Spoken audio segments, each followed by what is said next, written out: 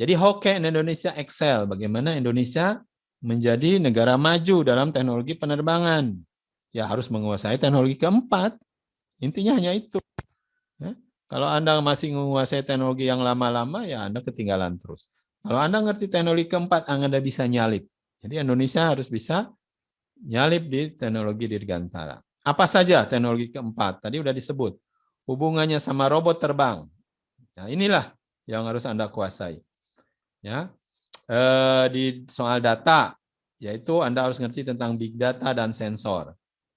Ya, tentang network, Anda harus ngerti tentang IoT sama cloud.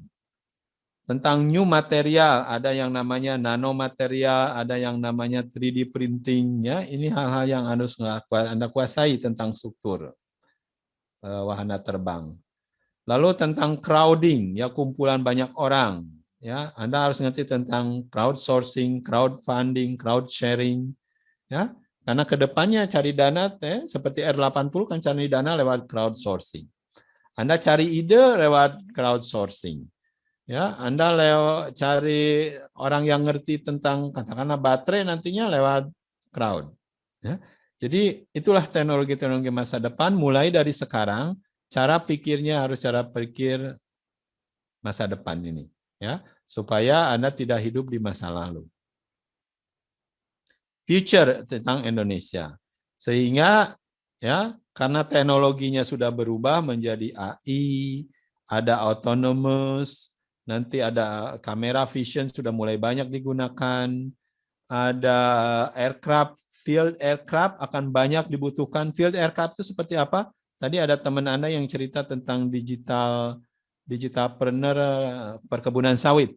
Nah, dia butuh tuh pesawat elektrik untuk memantau perkebunannya. Karena sangat luas, nggak mungkin pakai jalan kaki, nggak mungkin pakai mobil. Ya, pasti harus dari atas. Kalau dari atas tentunya perlu drone yang notabene udah pasti elektrik.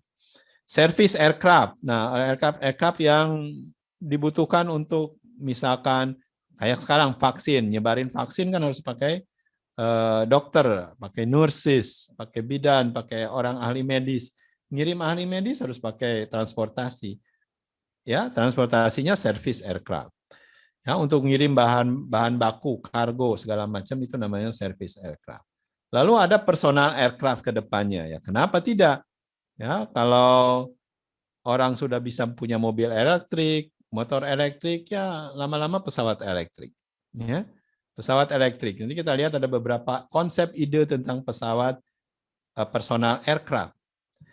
Jadi kalau kita lihat ke depannya, kita lihat field aircraft, service aircraft, personal aircraft, semuanya elektrik, kita mengarah ke apa yang disebut dengan robot terbang. Ya, bukan hanya pesawat. Karena belum tentu dia bawa penumpang. Dia mungkin bawa kamera, dia mungkin bawa muatan-muatan lain. Ya, dah kita samakan aja namanya menjadi robot terbang. Jadi Anda seorang teknik dirgantara akan belajar masa depannya adalah robot terbang. Harus bisa buat robot terbang. Jadi fokusnya juga bukan pesawat lagi, tapi lebih umum lah ya. Jadi tempat kerja Anda di mana? Banyak. Kalau robot terbang Anda bisa kerja di mana saja. Ya, karena udah nggak bicara lagi tentang pesawat. Tapi dunia kerja Anda, dunia bisnis Anda adalah robot terbang.